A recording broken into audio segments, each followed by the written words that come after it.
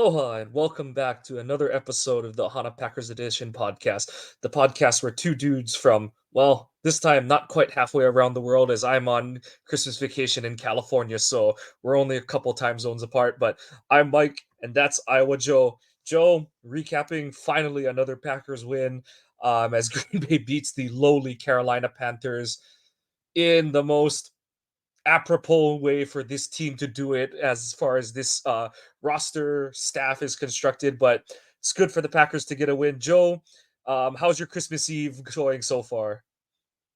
Well, considering I'm still locked in my room with the COVID, it's all right. But it's been about a week. I'm feeling somewhat better. I got to go back to work tomorrow. So, but it's not a Christmas. I've never been a Christmas guy, but it's even worse now when you're an adult and you don't have the joys as you did when you were a kid.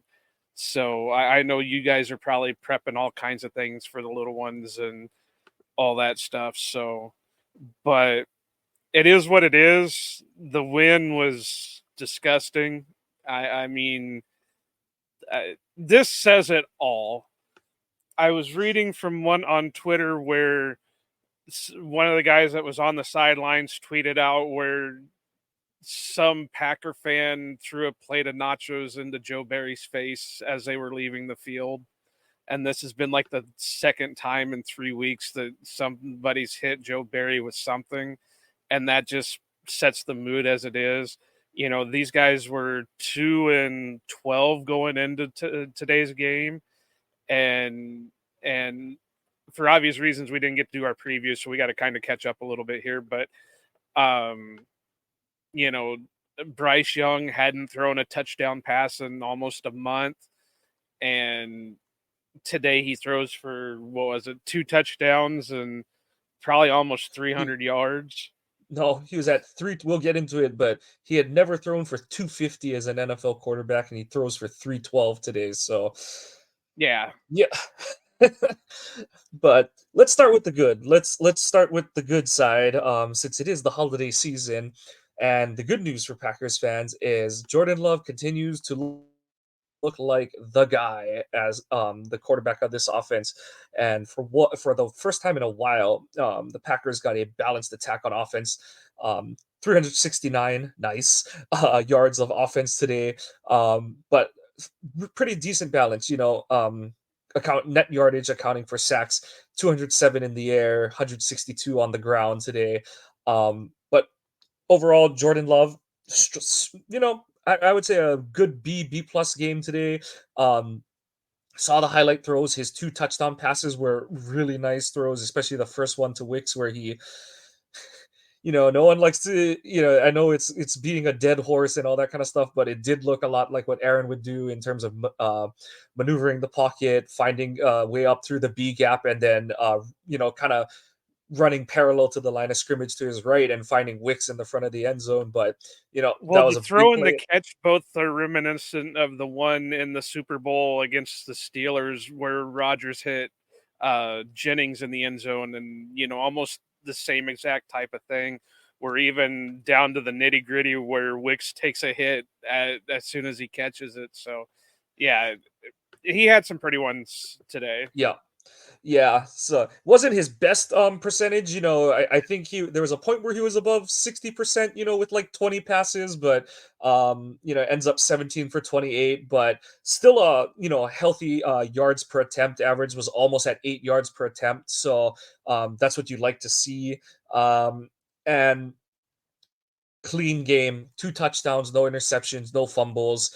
Did take the 1 sack. I wasn't able to watch much of this game, and I haven't had a chance to get back to it yet. But the parts that I did see, it looked like Love was his just his calm, collected self and was in control of the offense. But Joe, did anything stick out to you in particular for today's game from Jordan?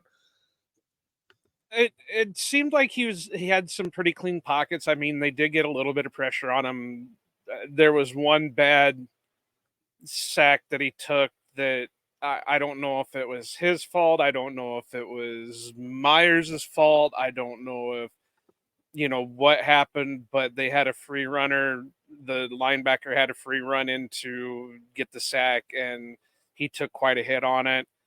Uh, from my untrained eyes looking at it, it looked like Myers missed the block, but it also could have been Jordan missed the pre-snap call.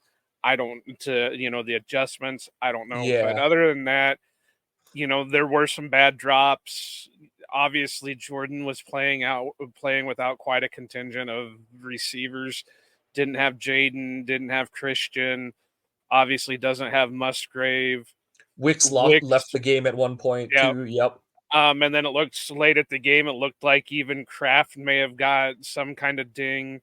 I don't know if he was holding his wrist or if he was holding his ribs, but after that last catch he had, he took quite a hit. And although I have to say this about Tucker, if you want to survive in the league and you want to have kids someday, I don't know if he has kids already, quit jumping up and taking shots to the nuts. That's going to do you. I mean, it looks pretty on the field, but it definitely isn't going to feel good if you continue to do that. But he looked good today. Even Bo Melton kind of had a breakout game today and looked pretty good.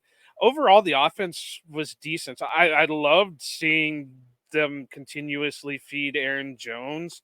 I wonder if they kind of backed off a little bit late after the hit he took from, I want to say it was the linebacker that got the sack on Jordan on that free run, because I was really surprised that didn't get called a penalty just because of the way the hit went.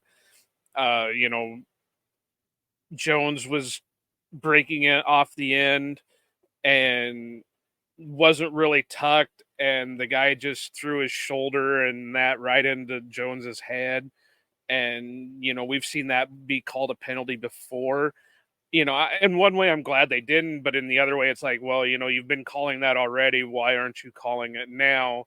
Type of thing. But overall, again, the offense as a whole just seemed to really click. I mean, there were times that you question play call, you question this, you question that.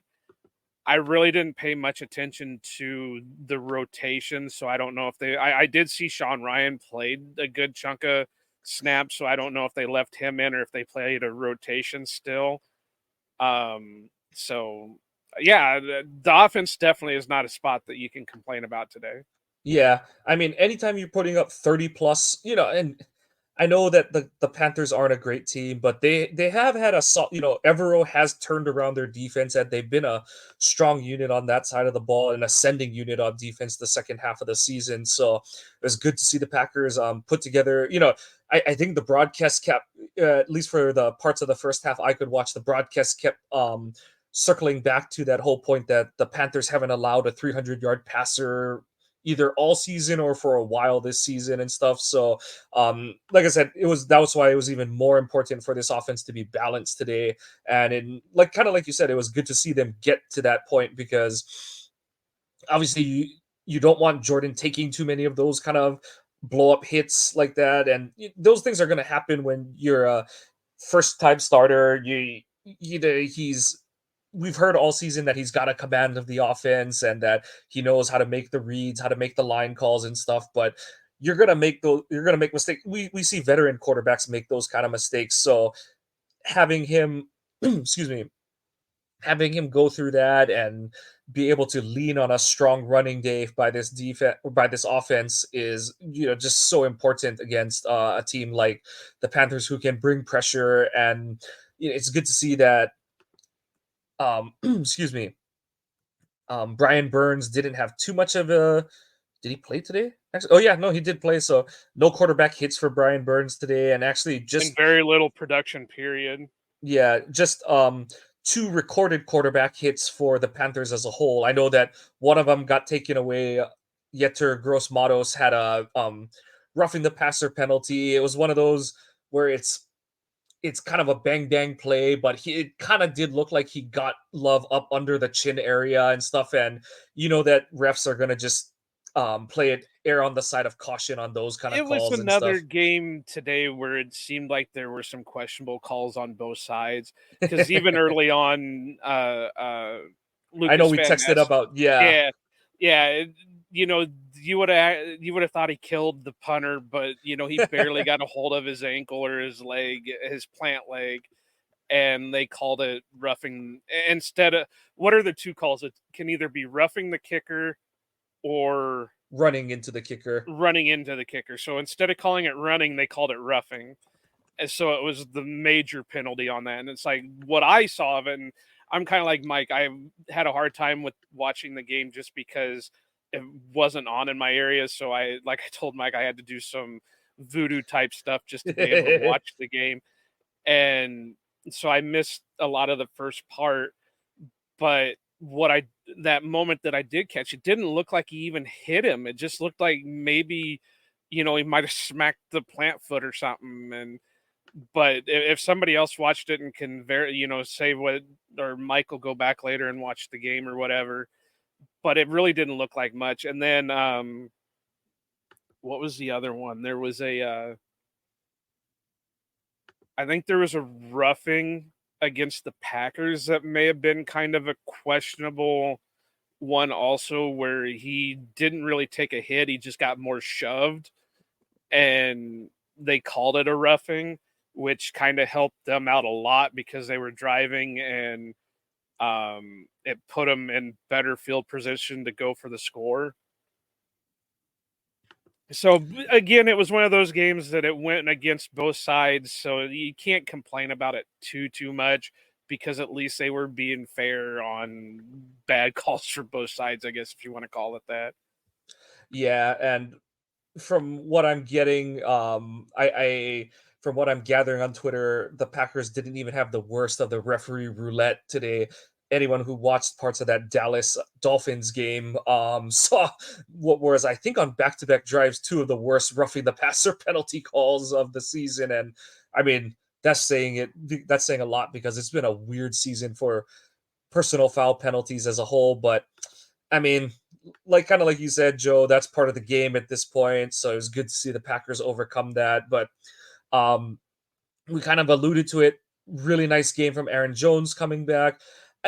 People are gonna always comment on his usage and how many carries he get. Not so much how many carries he gets, but and I do agree with the idea that there shouldn't be a drive where he doesn't touch the ball and stuff. But yeah, the things that are working against Jones is he's always kind of been a smaller back.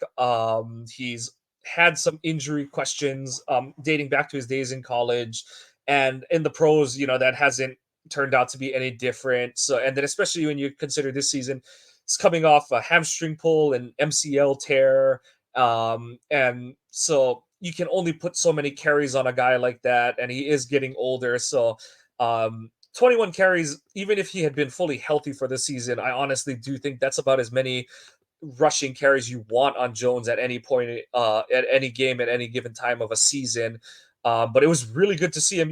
Right off the jump, he had some explosive runs on the first Packers series, and it was good to see him carry it out through the rest of the game. And obviously, that's it's not just him. The O line blocked the Panthers front really well, but this whole season, other than week one prior to the hamstring injury, Jones didn't look super explosive this season. You kind of question, you started to get that, dark thoughts in the back of your head. It's like, okay, is it just the hamstring injury? Is it Well, just the MCL? Or is it I getting kind older of and stuff? disagree with you with that one, Mike, because you said early in the season. Well, the only game he The played first early three in the quarters. season was Yeah. was the and I don't know how much more explosive you can get. I think that Bears game and this one has been his highest total yards in.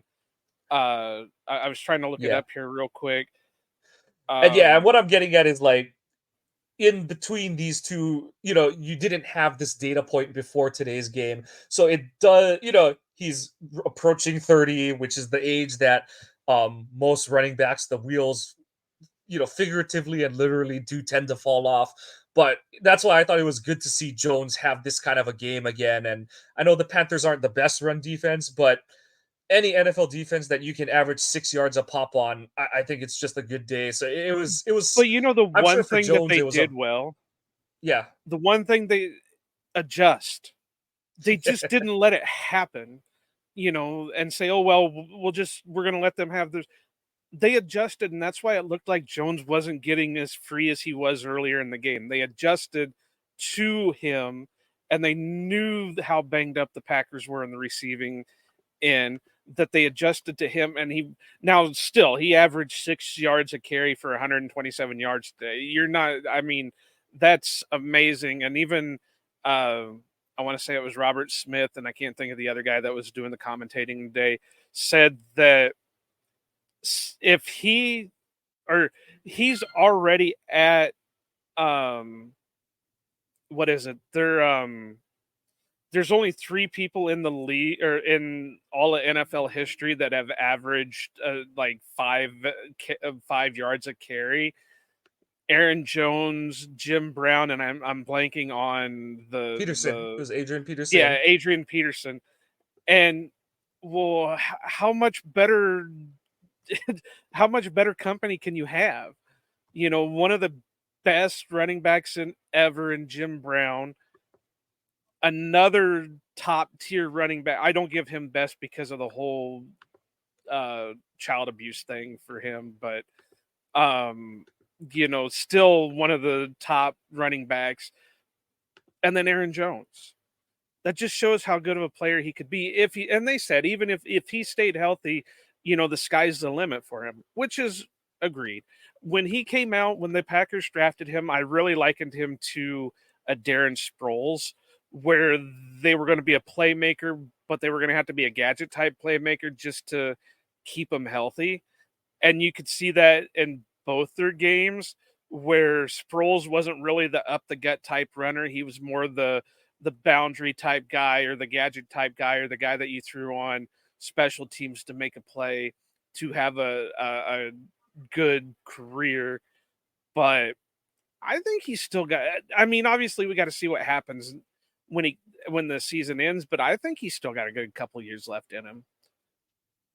Yeah, I do too. I think that one of the things that they've got to do this offseason is and Jones has made it so apparent that and clear that he wants to be in Green Bay, that he likes playing for the Packers, he loves being a Packer, and that there is some sort of coming together at the table that he and Goot are going to do this offseason to make sure that he's here, like you said, for at least 2 to 3 more seasons. I know he is technically under contract, but I get the feeling that they're going to do something kind of similar to what they did this offseason, where for all intents and purposes, Jones just gave back money to the team. There's no real way. There wasn't any sort of like the funny money business or anything like that. He just, I think the the fine print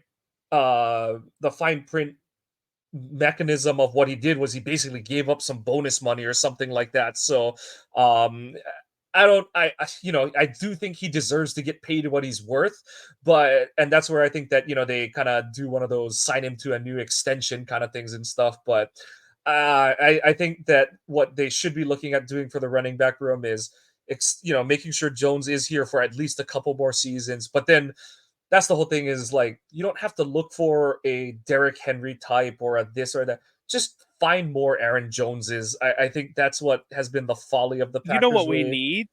Hmm. A Jamal Williams type, because that was That's the type of runner you need.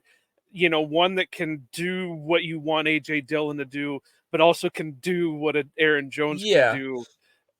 And that I understand, and this is ancient history, of course, but I understand not wanting to sign both Aaron Jones and Jamal Williams to major contracts. You hoped you could have, but you knew it wasn't going to happen. They weren't going to sign both of them. It was going to be one or the other. Now, hindsight's kind of 2020 on that with the Aaron Jones injuries or whatever, but they did kind of make the better choice because Aaron Jones is more of the explosive playmaker. But you need that Jamal Williams type to go with an Aaron Jones. Yeah, Dylan has shown the last few weeks that what he can do, but it's still all potential with him. I still believe he's gone at the end of the year, and we definitely, please, for the love of Chuck, get rid of fucking Patrick Taylor. That guy is jag. I can't, and I hate saying about that because I'm a big Packer supporter. I believe we're all Packer family. That's why we named our friggin' podcast what it is. We're a family. Players, fans, coaches, staff, everything. It's a family. But for the love of everything, Patrick Taylor is not good. Now, granted, they shot themselves in the foot that they had to call up. What was it? It was Benny Sapp and Bo Melton. yeah. So they And Bo couldn't had a bring good up game today. Yeah. yeah. So they couldn't bring up Kenyon Drake with him, but so cut Taylor and sign Drake. Works for me. Because he showed today he just really isn't anything. When they needed him, he couldn't do anything. I think that's the one down spot of this game. Yeah, and LaFleur's usage of Taylor was weird because I understand using Taylor as the 2-minute back. The concept of it makes sense and all. But if you actually have Jones and he's healthy and he's not supposedly on a snap count, there is no point for Patrick Taylor to be getting 2 snaps at the end of the first half that matter, or running in a situation to make a field goal kick a worse kick or anything like that. Yeah, you know, every coach has had a big key player, and similar to the next guy we're going to talk about pretty soon, but I don't understand why LaFleur keeps trying to make Patrick Taylor a thing. Like I said, the former player in me can't stand the fact that he blew 2 weeks in a row. He blew get out of bounds in 2-minute drill situations. And he wanted to run out of bounds today on one of the carries. You Yeah, saw him. He could have went straight, and instead he kept cutting towards the sideline. It's like, what is going on in that head? And here's his yeah. stat line: 3 carries, 4 yards, 1.3 average. Then you come down here, 1 reception for -1 yard. I think my dog could have that much of a friggin' stat line. Yep. So, yeah, the sooner they get, we saw Well, let me Emmanuel let me Wilson is let me back. take a step back. I'm not calling Patrick Taylor a dog, and I'm not trying to disrespect Taylor in that way, and I'm not disrespecting dogs in any way.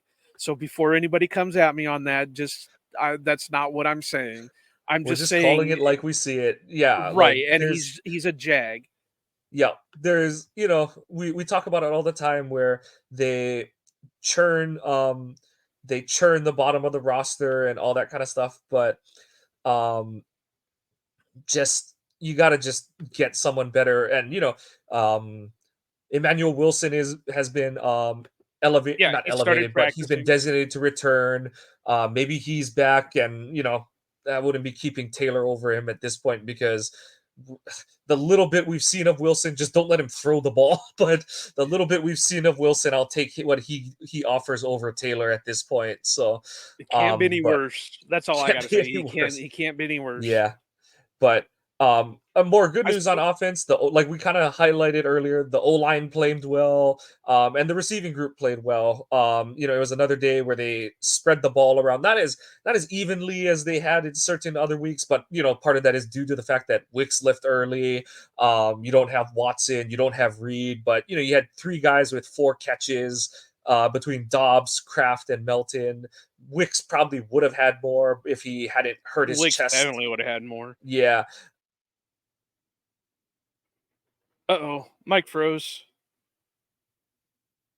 Technical difficulties, people. I'm gonna get elevator music on here at some point and start playing that, because that way I don't have to sit here and try to make things up. Gets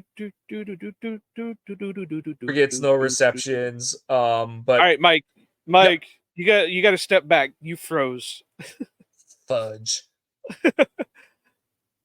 and I How far can't tell back? you where. I can't tell you where, because I started humming elevator music until you came back. All right, all right. We're stepping back. So Something about O line played well.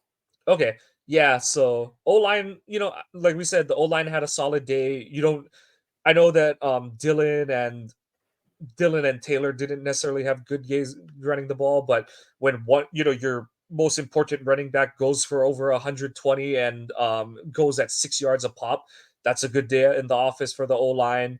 And you only give up two quarterback hits and one sack. That's another good productive day for that group of five. I know that Runyon and Ryan did rotate. I did because I didn't watch yet. I can't tell you if it was a every other series kind of thing, but Wes Hod was on top of it and was on top of the rotation. And I believe I saw a tweet from Wes later on that it was a what's it called, Rasheed Walker only or predominantly mostly game. So I thought from what I saw of the game, I thought he played pretty well today.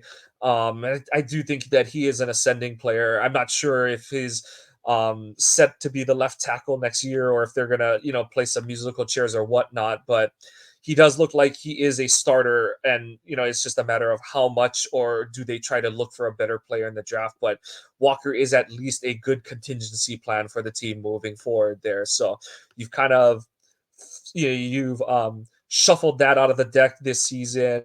And then the receiving core, you had a balanced day from the receivers. No one, no one ran away with receptions, but no one ran away with targets that were like unproductive. So, yeah, Dobbs, Kraft, and Melton all go for 4 receptions. Melton was the lowest average at 11 yards per catch. Wicks definitely would have had a more productive day, but he was two for That's what we were two. talking about before you Yeah. froze.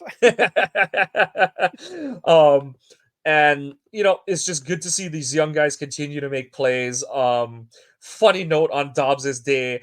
I still don't really have a good opinion on the play. The reason I didn't get to watch much of this game is my we had a shotgun baptism for my daughter, so I'll leave it at that. But I did see Adam Thielen's post game comments about his sour grape comments about how, oh, well, they reviewed it and it went in the favor of Green Bay, and that's what happens when you play the Packers. And it's like, and on the other side, you have Dobbs saying, I took 3 steps and then the ball came out. I don't know what everyone's complaining about. So it's like, yeah, Well, I'm I don't know. assuming that's the one where he lands on his ass and then rolls over, Yeah, yeah, and then yeah, the yeah, ball yeah. comes out.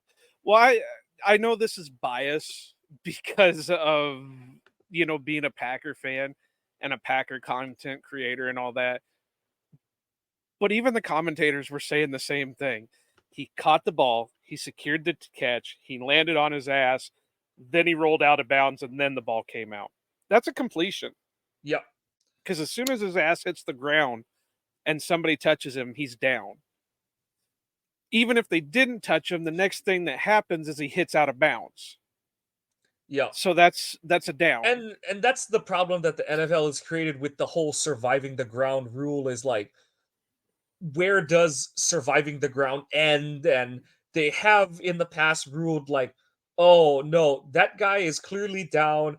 That ball was ripped out after he survived the ground and stuff like that. So and from what I've read and the few like clips that I've seen, I was like, that's a cat. Like it's one of those where, okay, as much as everyone's kind of beaten the Des catch no catch to death and stuff like that, what makes that play different than most of these is that play was fluid enough that if you watch it, you're like, oh, did he complete it or not, kind of thing and stuff.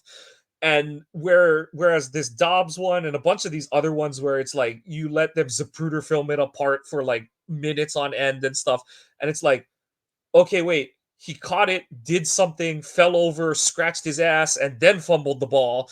And it's like, oh, like, yeah, there's a difference between the two. So, like you said, we're both biased in a sense, but to me, There's it bias to it, and it's hard not to be. But yeah, there's it would have I'd now like if to it would say have that went it's one of those Panthers where it's way. it's it's like, yeah, it's a catch, get over it, kind of thing and stuff. I just thought it's funny that it's hilarious that Thielen left the Vikings and still sounds like a sour grapes Viking.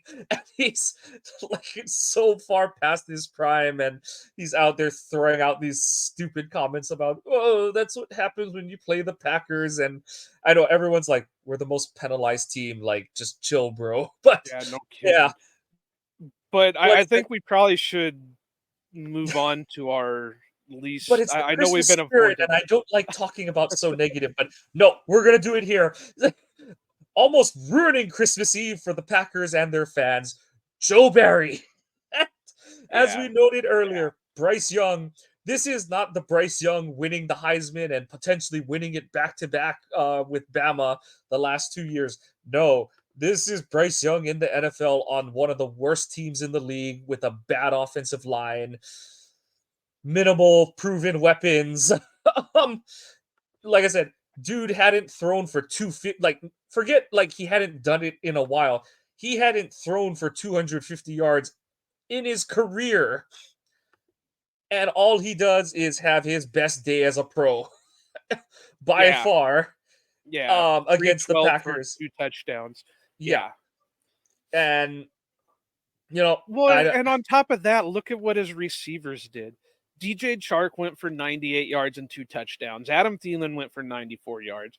Tommy Tremble went for 59 yards. Even Amir Smith Marset, which I'm not going to say horrible things about Hawkeye players, but he definitely is not a great receiver by no means. Had one catch for 18 yards and went for 2 carries for 33 yards, including a touchdown on an end around. There's no excuse for this. And look for it sometime this week. I do have an article, and maybe Joey will throw in, and we'll split an article about possible defensive coordinator replacements. But it's time. I'm really surprised that they just don't cut ties now. I know I've said forever that they're not going to do it. They're not going to do it, but it feels like it needs to be and done. and like not even forget like we don't need to go into the on the field stuff. It's the same crap every week. Predictable zone coverages, offenses just like, and that's the thing is like whether it's Barry not even disguising his coverages or just calling the same thing in the same situation so that the opponent knows what's coming for him and how to exploit it. It's the same shit, different day. Barry is the walking embodiment of that phrase. But what my problem with this whole situation is now is LaFleur's post game comments today, where he kind of alluded to, no, like I'm not ready to go there. He kind of again doubled down on the whole not ready to have that discussion yet. Honestly, it was disappointing that the defense let up, after we had gone up 30-16. It was disappointing to see the defense let up the scores and stuff. And it's like, okay, yes, guys need to play better, but how can you definitively say that it is purely on the players when your defensive coordinator is such an open book that forget open book exams, the answers are just on the test next to the exam? Like, that's how bad Barry's been as a coordinator. And I tweeted after the game, I was like, the way he called the fourth quarter of this game, it honestly felt like one of those, yeah, fire me, let me see if you have the balls to do it kind of things, because I have no idea what to describe Barry's game planning and play calling at this point. Like, it just All right. defies my logic at this So I point. have 2 points. My first one I'm going to make is not necessarily just a Packer thing, but it's an overall. I think they just need to stop doing coach press conferences because you never get anything worthwhile out of them. It's always coach cliche. It's always coach talk. Yeah, randomly you'll get a coach going in there all pissed off and will say some shit or whatever, but it don't happen very often. So let's just stop with the circus. Stop. I know the reporters want their sound bites and stuff like that, but I I I hate to say it like this because I love writing and I was a journalism student, and Wes Hod is a really great writer, and we've got some really great beat writers on this team or on the Packers team, but that's why journalism is going downhill. because all these fake press conferences where the coaches just give it up and give a bunch of coach speak and a bunch of generic terms and cliches and stuff like that, it just makes for the same content over and over and over again. And maybe they should start finding a coach for every cliche that he makes in a 20-minute press conference or something, but you're never going to get answers out of it, because in the way they do things, you're never going to have LaFleur go out there and say, yeah, he's shit canned, he's gone tomorrow. It never happens. And I completely forgot what point number 2 was off the top of my head. It's this whole COVID fog right now, but Joe Barry. Oh, I know what the other point was. You could even see on the field in certain areas where the players could see what was going to happen, but they just went with the play call. There was one of the catches where it was either Thielen or it was Trimble got wide open over the middle. Jair followed him out, on his zone route, and then passed off to the safety. Well, the safety's trying to cover over here in his zone. And you could see Jair just see the guy and he just stayed in his zone. I mean, I know he's a playmaker. I know he could make the play, but he's following the scheme. He's following his job. He's following where the coach tells him to go.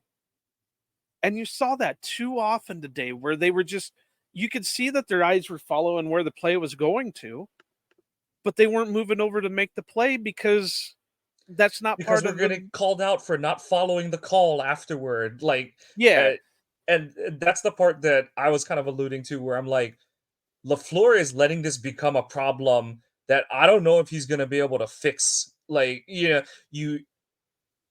tweeted after the game, and it's gotten, it's mostly gotten quote unquote praise and likes and stuff like that. But there's been some pushback. It's like, how can you say that that's what's definitely happening? I said, look at Jair's comments after the game, and I know some people are gonna say like, oh, you can't take Jair's comments at face value because he's a disgruntled star and he's faking an injury and blah blah blah. But I'm like, Schneidman tweeted it.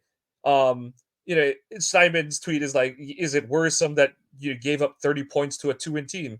Jair, yeah, it is, honestly, but we got to just play the play that's called, kind of like you were alluding to.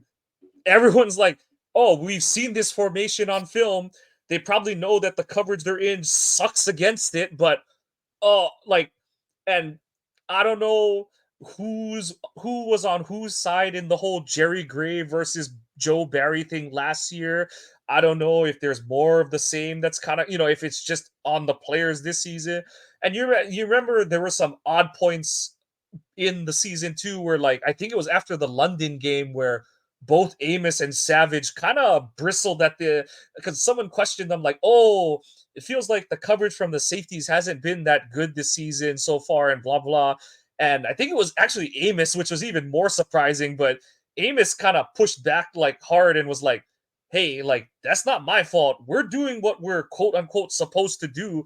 But and he didn't say, like, because he was trying to, like, call out the coaches without calling out his teammates, kind of Right, thing, because he's because going to get in trouble. yeah, and you between the line, and that's how some people are already saying, like, oh, like, don't listen to Jair, he's just trying to cover up that he had a bad game and blah blah blah. But like you said, it's like he knows he should just follow a guy, but Yep. he knows that in film review, it's like, oh yeah, you broke up this play or you made them look away from this guy who might be open, but oh, you left this other guy open instead. And it's like, well, we got guys who don't know how to hand off coverage or just playing man coverage and whatever. And it's like, and even when we quote unquote play your screen correctly, Joe, it doesn't freaking work. So do you want us to win the game, or do you want us to play your stupid ass system so you can go up there and say, oh, we should have just executed better? And yeah, that's the part where I think you and I are on the same side, where it's like, on the same page, where it's kind of like, Matt, are you really gonna let this shit go for? And this is the whole thing with the Barry hire and the retention and all that kind of stuff. Is it's like I don't care who he was to you. I don't think he coached, or he coached with Barry in Washington, I guess, but that was a decade ago, basically. I don't care Well, that Kyle Shanahan recommended to you heavily. I don't care how he's regarded around the league. He sucks. Like yeah. it's just been proven he sucks. And Yeah, but I even like heard that Brian Maffey before. and that are pointing out he's a nepo baby, just like I have a hard time with the University of Iowa with nepo babies. He's what is it, Dan Quinn's son-in-law. So Yeah, whatever, but I just I honestly think had they lost today, there'd been no way to justify not getting rid of. yeah, Now, like I've been pointing out to people, it's not that easy just to get rid of them because then you have to decide who's going to take the interim, right. position. Are you going to trust Jerry Montgomery to do it? Are you going to trust Olivadotti to do it? Are you going to trust Greg Williams to Rebrovich. do it? Or Yeah, I honestly like, and I know that that's a concern of for some and all. And my whole thing is I don't care.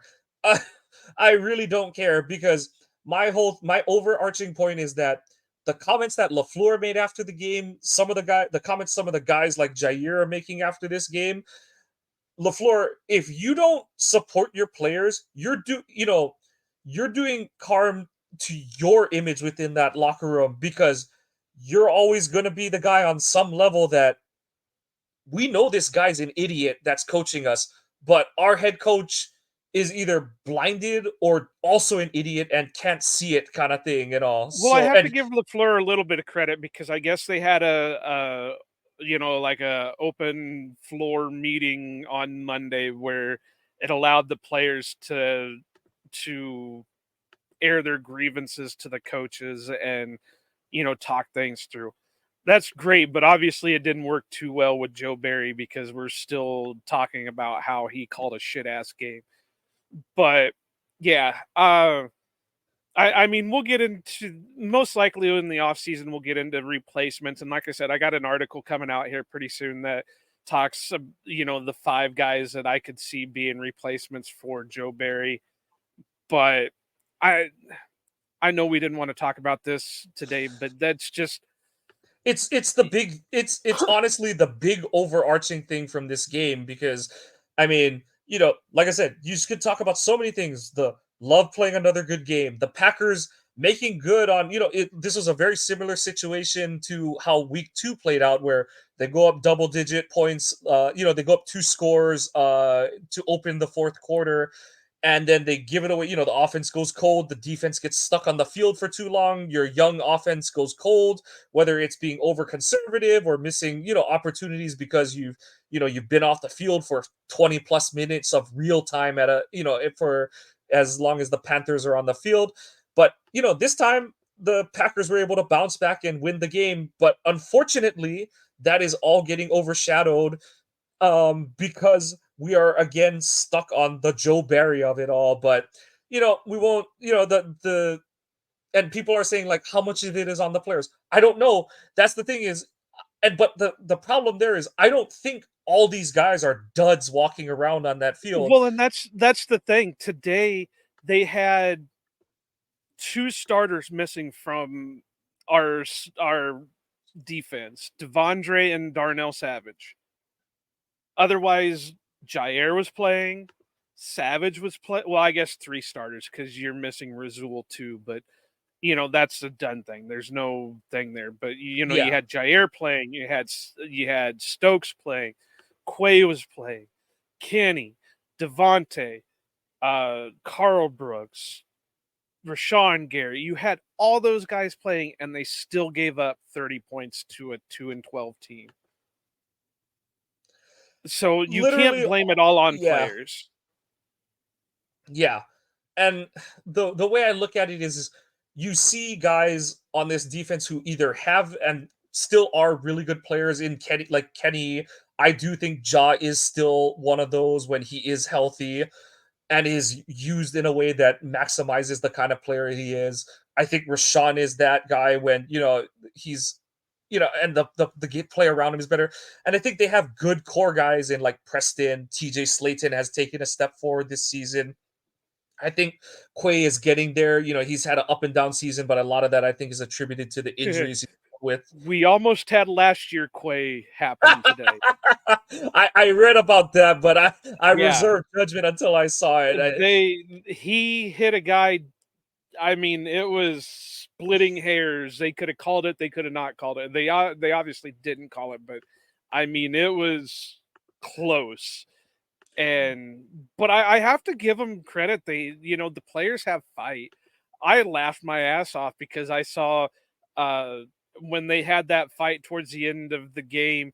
Even Anthony Johnson Jr. was like, he he looked at, I can't remember who it was, but he looked at him and called him bitch like 3 different times, and you could read his lips saying bitch.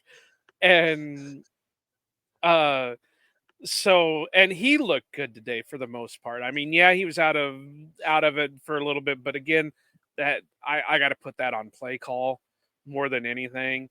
Another thing I want to touch on, and then we got to end this because I can't continue to sit here and talk about Joe Barry's shit ass defense. But with I saw some, and I stayed off Twitter for the most part when the game was going on because I just knew what kind of mess it was going to be. But I kept seeing people talk about how Jair was getting burnt. Jair was getting burnt. Jair really wasn't getting burnt. He was playing zone, and he let his guy go because that's the zone defense. Yeah, we'll do some we'll try to do some video breakdowns in the off season, and especially depending on who becomes the new defensive coordinator, because like you said, there's and you know it because your college team is one of the best cover 2 teams across all levels of football. So you understand what you're looking at when it's time to hand off a route and stuff. And I know that's the joke with the Packers is that's the hallmark Packers secondary.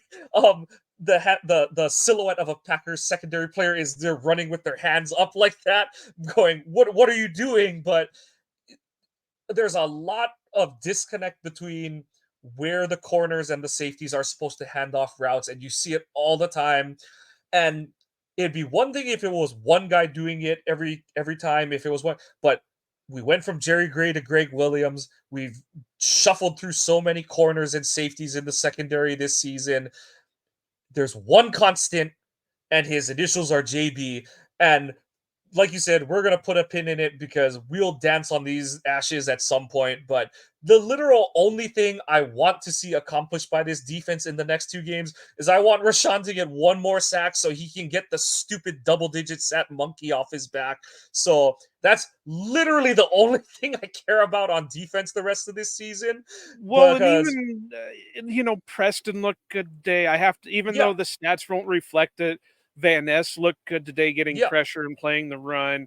Inagbare Uh, had that really nice play on 4th down, and I thought he had a yeah, couple other good plays. So uh, that's the uh, only casualty I can see of this defensive staff is Rebrovich, and that's why if they do move on from Barry, I would let Rebrovich call the defense because I would just say, Rebrovich, you can do whatever the fuck you want with your outside linebackers.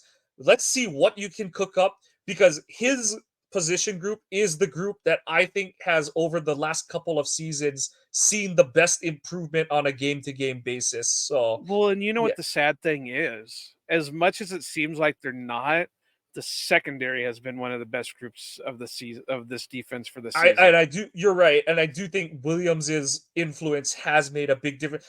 You look what he's playing with. He's playing with spam this season. He's playing with a lot of spare parts. Of what And he's he. made them look good.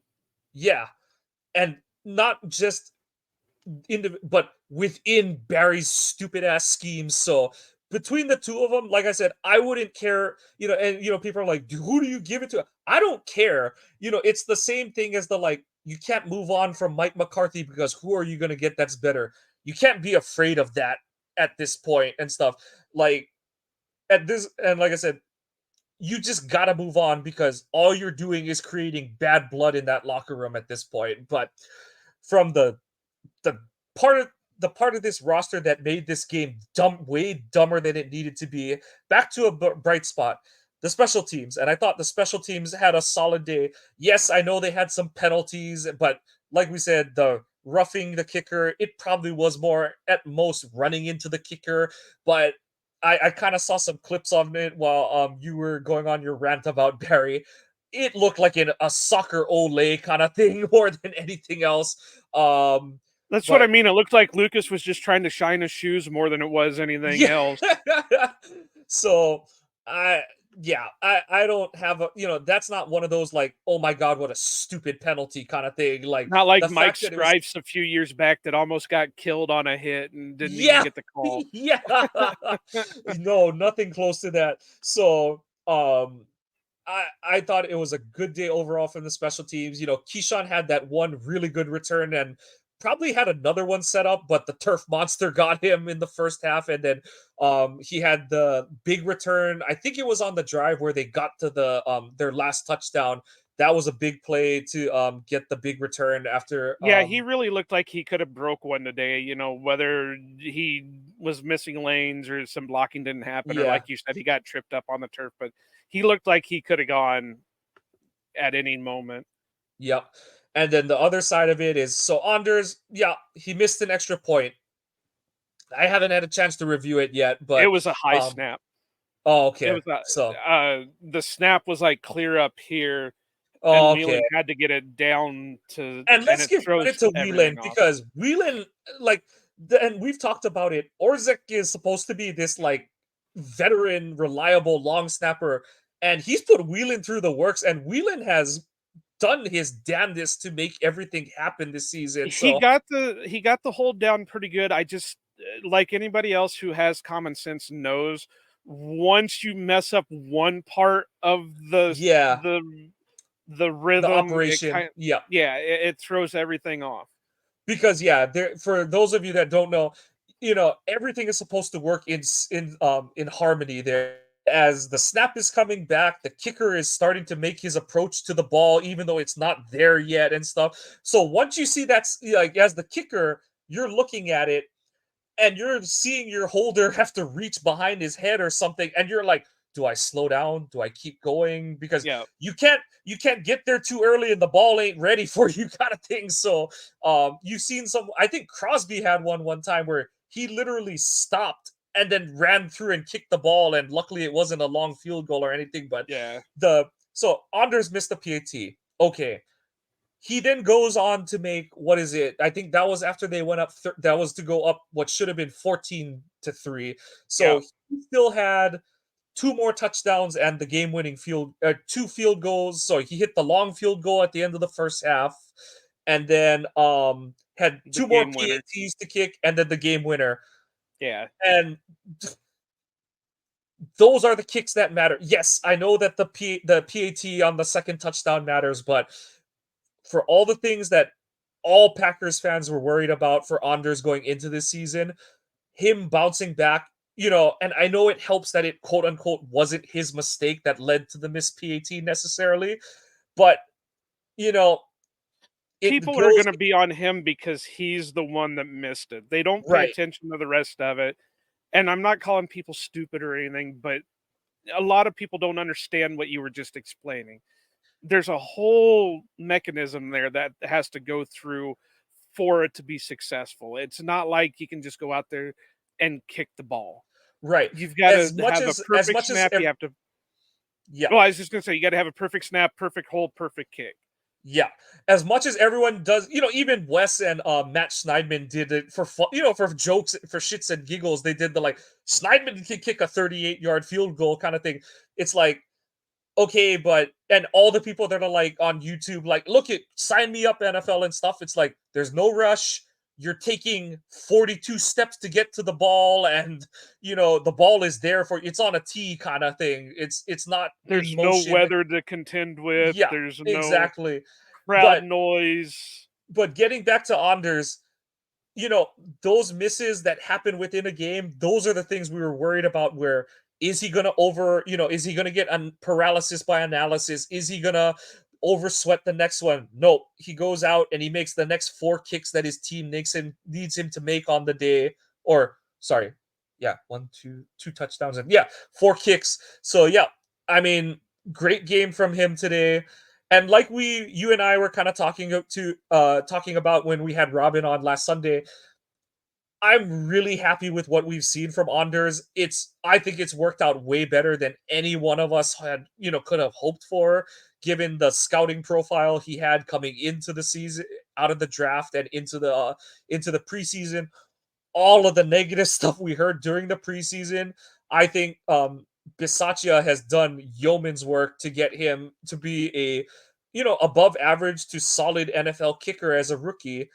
And what you'd like to just see moving forward is Anders be able to kind of do his own stuff on his own so that Bisaccia can get back to working on the rest of his special teams unit. But overall, those are the points that won you the game. Yes, I know the offense had to drive you down the field, but at the end of the day, it's Anders alone by himself who's out there and got to put that thing through the upright, and he did. So another good day Well, and from I had it Anders. at one time, and I'm trying to get it back up before we end. But just to compare what the seasons were between Mason's rookie season and Anders, and right now Anders is way above what Mason was at the Yeah, same. I want to say Mason ended up at like 78 or something percent as a rookie. Um, and that's the thing is like everyone looks at Mason's career with the full hindsight 2020 of his like whole Packer career, but within his rookie season, you had the game against Washington where it was that like it was in the like it was monsoon raining at Lambeau. Favre couldn't like he kept trying to throw deep balls and he kept getting intercepted.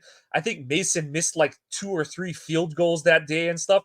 And you haven't had that kind of game from on as bad of like I said, as bad of a reputation as Anders had coming into as a draft pick and coming into the season after the training camp that he had. He's been pretty reliable for a rookie kicker. So Okay, so here's what we got. So far, obviously, there's 2 games left in the season, so it's kind of skewed that a little bit that way. But field goals made, Anders is at 22, Mason was at 31. Attempted, Anders is at 27, Mason was at 39. Percentage, Anders is at 81.5, Mason was at 79.5. Anders has a 52-yarder for a long, Mason had a 53. Extra points, Anders is at 26, Mason's is at 48, and Mason was at a 100%, whereas Anders is at an 89%. But if I remember right, 2007 was before they moved yeah, the yeah. extra point back. So yeah, you just got to throw out the PAT stuff at that point because it's forget apples and oranges. It's apples and lettuce, and like Yeah. they're not even the same thing anywhere close to the same thing. So yeah, just looking at the pure field goal kicking, Anders has been good. Like it's been a good season. So you just hope to see, just like not much different from Jordan. You just hope to see him trend upward in as the next season comes along. But I've got And I nothing hate but sounding good like things to a say. I hate sounding like a broken record, but at least he's not making continuous mistakes. Yep, He's not letting that one miss get in his head and then he goes on and miss another 3 or 4. yep. And And you look and at to go back to it, the Carolinas kicker missed 2 extra points. and Piniero's been around the block a few times, so yeah, it's one of those that people are gonna bellyache over it for the sake of doing it because they need to be right about their preconceived notions about who Anders is and stuff. So I don't mind it. It's whatever. I just care that he's doing his thing and kicking well for the Packers overall. So um love to see what he's done, but like I said, we don't need to beat the dead horse anymore on the defense. It was just good that the Packers were rewarded with a win where 2/3 of, 2 of the 3 phases of the game played well today. So that's what you kind of hope for, as a team you hope for. And honestly, I like we said, we're gonna just kind of be saying the same thing. It's just what are they gonna say in the post game? That's the only difference in terms of what the defense did on a given day, or did they have stupid turnover luck to paper mache over the holes that they have within their scheme and stuff like that. But Joe, who's your MVP for today? That was kind of hard because there's not really a. I would have to go maybe Aaron Jones, just go stat wise and how he was looking pretty good. Because overall, it wasn't like a great game by the offense, but it was a steady, nice game from the offense. And of course, there's not really anybody on the defense that I can give MVP to. Maybe Preston, because he did come up with 1.5 sacks, but that's about it. But I'll have to go with Aaron Jones.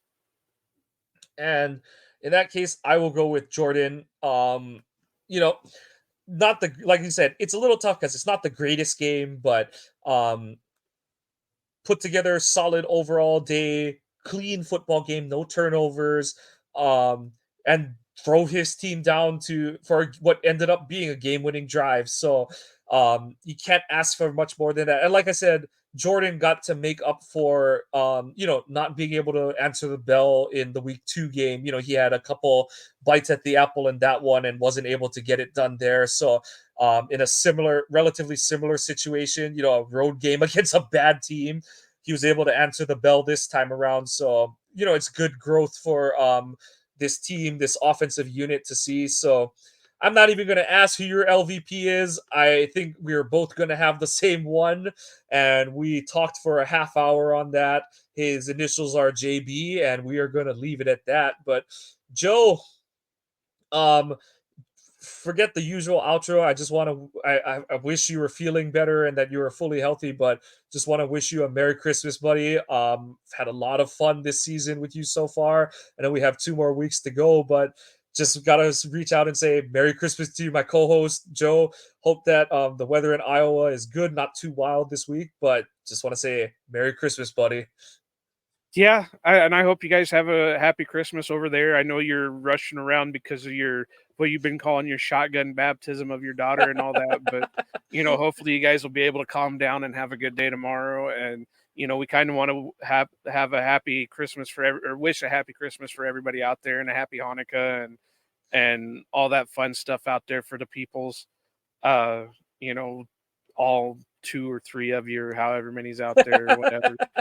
But Yep. it is what it is. Yep. So, like Joe said, we wish you all a Merry Christmas and a safe and happy holidays. We thank you for tuning in to this episode of the Ohana Packers Edition podcast.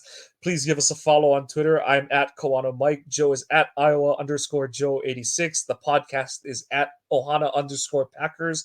Please visit our website, ohanapackers.org. We have blog post. Joey Van Zimmeren has started to write for us again. Joe is posting. If it hasn't gone up by the time this pod is out, it will be coming out this week. I will finally have time again to write for the site, so I will have a couple articles hopefully coming out this week.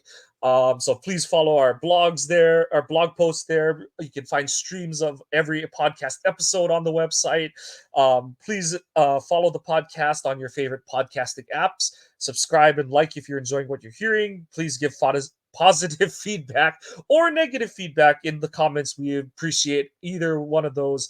The Packers, they're still alive in the playoff hunt. We are still seeing improved growth from the offense and at Anders Carlson. We wish them all a Merry Christmas. Certain parts of the team need some coal in their stockings, but we hope that the Packers have brought you joy this 2023 holiday season.